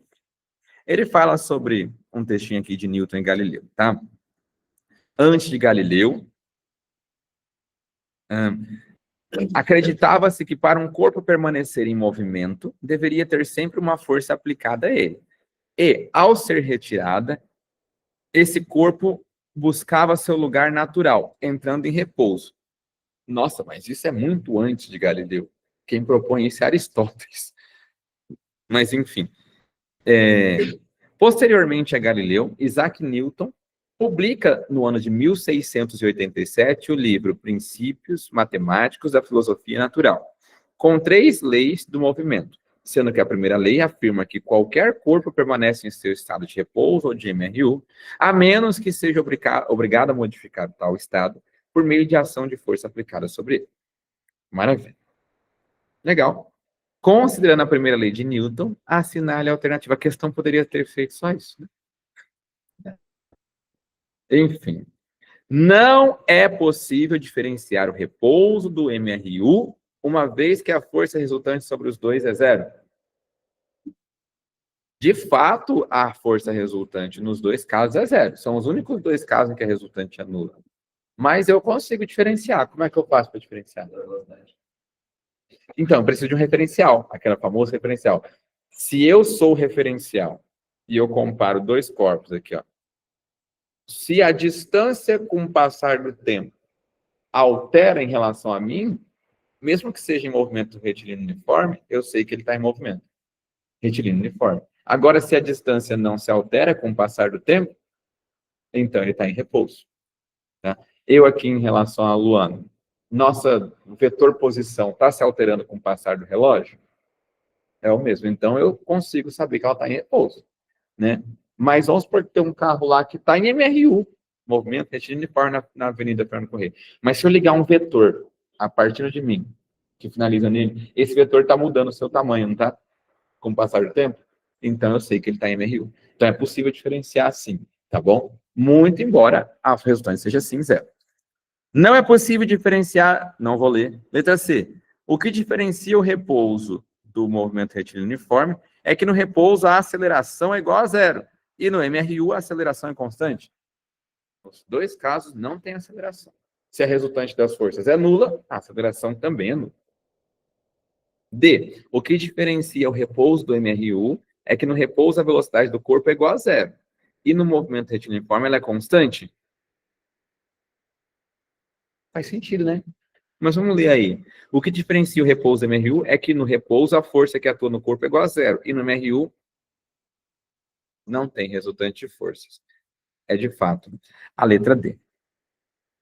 Pelo carinho e atenção de vossas senhorias, muito obrigado, gente. Espero que tenha ajudado. Eu não tenho problema de ficar, mas eu também sou muito criterioso com horários, tá? Não por minha causa, que, claro, eu estou de férias agora, praticamente. É só que, em respeito ao tempo de vocês, que merece todo respeito, prefiro cumprir, né? O pessoal trabalha ali, tem que liberar aqui, talvez vocês tenham feito outros compromissos, então é importante que a gente não só não se atrase, como também termine just in time. Mas eu estou aqui à disposição de quem queira qualquer coisa.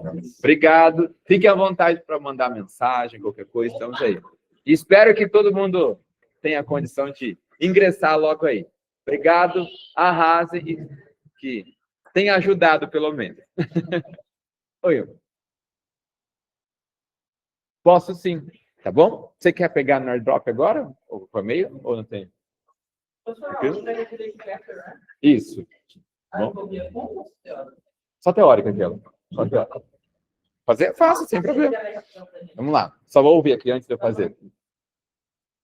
Quer? Então vamos lá.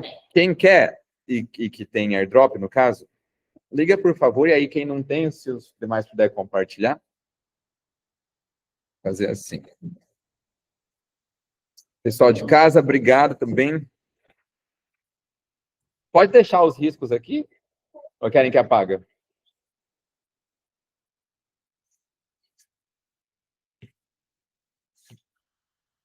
Deixa eu ver se tem.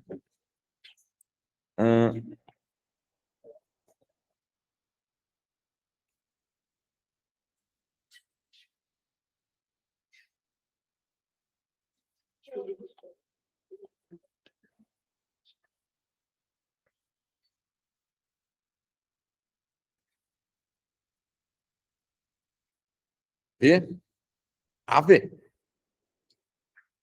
Alguém joga no grupo lá, gente.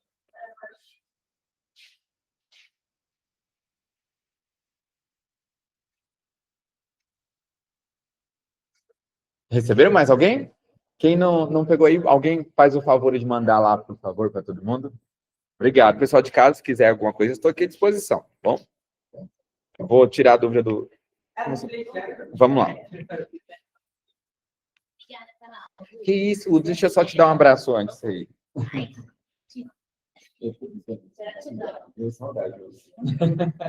Tá bom, mestre? Vai ver de leite quebra também? Então, bora lá.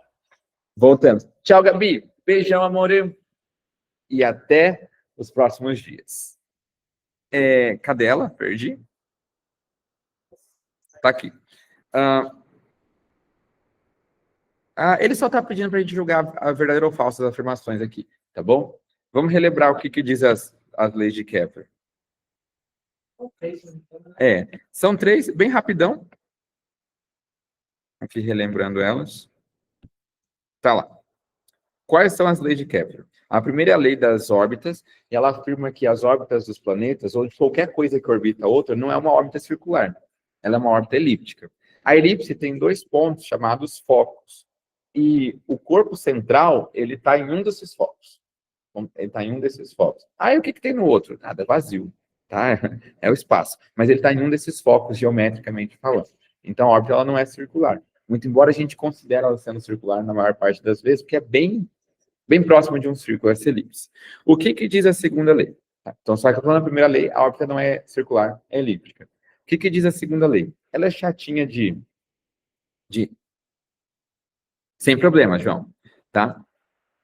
O que diz a segunda lei? Ela vai dizer o seguinte. Se você tem um corpo que está orbitando o outro, vamos pegar a Terra orbitando o Sol, por exemplo.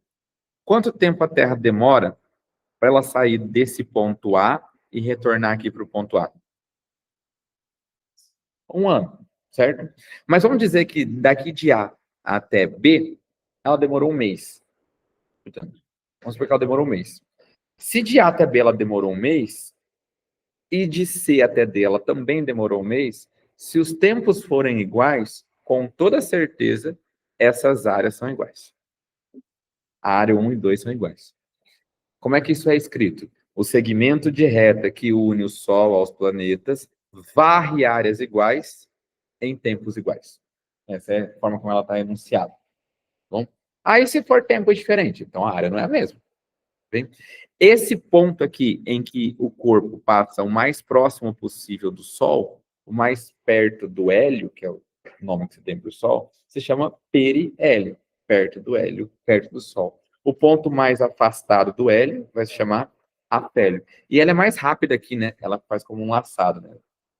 Acelera, fica lento. Perto do Sol, a atração gravitacional é maior, então ela tem maior velocidade. E o que diz a terceira lei? Vai dizer o seguinte, ó. Se você pegar o raio médio da órbita da Terra, elevar ao cubo, e dividir por quanto tempo a Terra demora para dar uma volta no Sol ao quadrado, isso vai dar um valor. Não interessa esse valor. Mas se você fizer esse mesmo cálculo para Júpiter, com o raio médio da órbita de Júpiter, assim, aqui é o Sol, aqui é a órbita da Terra, ela tem um raio médio da órbita da Terra, e a Terra tem um período, não tem? Se eu pegar aqui Júpiter, tem outro raio, não tem? Se eu fizer o raio médio da órbita da Terra, elevar ao cubo, pelo período da Terra ao quadrado, isso tem que dar o mesmo valor do raio médio da órbita de Júpiter ao cubo pelo período de Júpiter ao quadrado, que tem que dar o mesmo valor para Saturno, para Urano, para todas as coisas que orbitam o Sol, inclusive para os cometas. Por isso que a gente diz que isso é constante. E você consegue saber o período de órbita de um planeta só com base em um que você conhece, muitas vezes. Tá? Agora, com base nisso, vamos ler lá as afirmações. A primeira delas diz o seguinte: a velocidade de um planeta é maior no periélio? Sim, perto do Sol é bem mais rápido, né? Então, verdadeira. Os planetas movem-se com velocidade constante em órbitas elípticas. Se a gente acabou de afirmar que é maior no periélio, como é que é constante? Tá? Então, falso. O período orbital de um planeta aumenta com um raio médio? Quanto maior o raio, mais lento ele é, mais ele demora para dar uma volta no Sol. Então, o período aumenta, sim. Se você reescrever essa terceira lei de Kepler, assim, ó, R ao cubo é igual a K vezes T quadrado, só passei o T multiplicando. Tá vendo que o período é diretamente proporcional ao raio? Quanto maior o raio, quanto mais distante, mais lento ele é. Então, ele vai demorar mais tempo, sim. O período aumenta. Desde que se descobriu Plutão, por exemplo, não passou 1 ano lá. Ele não deu nenhuma volta completa no Sol. Já que uma volta completa dele no Sol demora 132 anos. E ele não tem 132 anos de descoberto. Então, verdadeiro ou falso isso aqui? Verdadeiro. Próxima. Os planetas movem-se em órbitas elípticas, estando o Sol em um dos focos. Ele acabou de descrever a primeira lei de Kepler, né? Lei das órbitas. A energia cinética de um planeta é maior no afélio? A energia cinética, se você não lembra, mv² sobre 2. Ela depende da velocidade. Ela vai ser maior quanto maior for a velocidade. E a velocidade é maior no afélio? Não, não tem. Então, isso aqui está falso, né? Então, fica VFBVR. Letra C. Boas? Que isso. Alguém pediu aqui de indução? Indução? Valeu, mestre. Tamo junto, viu? É nóis. Tchau, tchau, Thalita. Que isso. Prazer é meu, viu? Obrigado aí pelo carinho, pela atenção. Valeu, mestre. Vai ficar mais alguma? Ah, sem problemas. Vamos lá. João Marcos. Eu só preciso achar ela aqui. Achei. Perguntou da indução, né, João? Vamos lá. O que diz a lei de Faraday e Lenz? Ela vai dizer o seguinte, ó. Toda vez que houver variação de fluxo magnético por dentro de uma espira, vai haver uma força eletromotriz e, por consequência, uma corrente. Imagina, putz, eu tava com um experimento desse hoje na mochila e acender um LED agora para vocês, com base nisso. Esqueci lá na escola. Imagina que meu dedo aqui, minha mão é uma espira. O que é uma espira? Um monte de fio enrolado. Aí eu pego essa caneta que é um ímã. Se eu botar um ímã aqui, tem fluxo magnético por dentro dessa espira? Tem fluxo? O que seria fluxo? Vou mostrar a imagem aqui para vocês.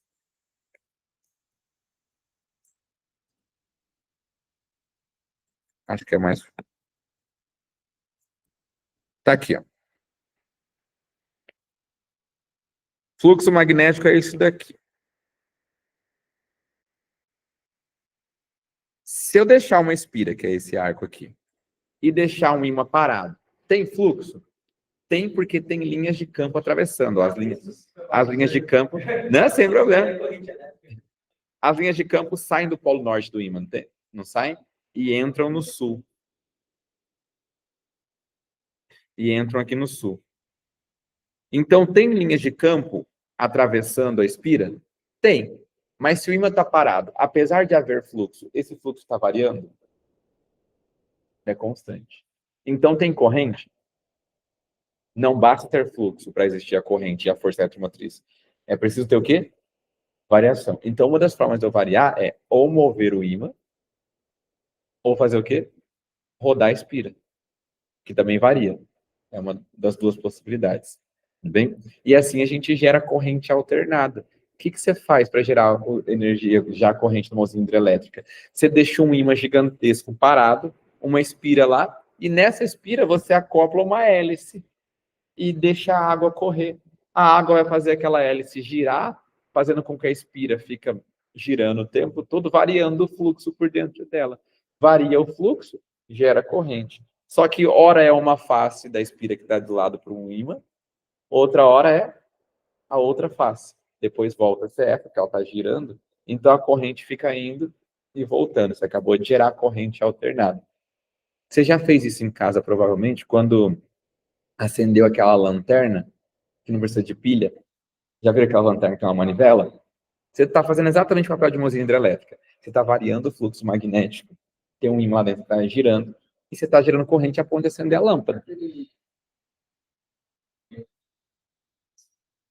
Eu não lembro desse... Eu sei do nome desse filme, mas... Sim, na bicicleta que a galera coloca na roda, né? E acende a lanterna. Perfeito.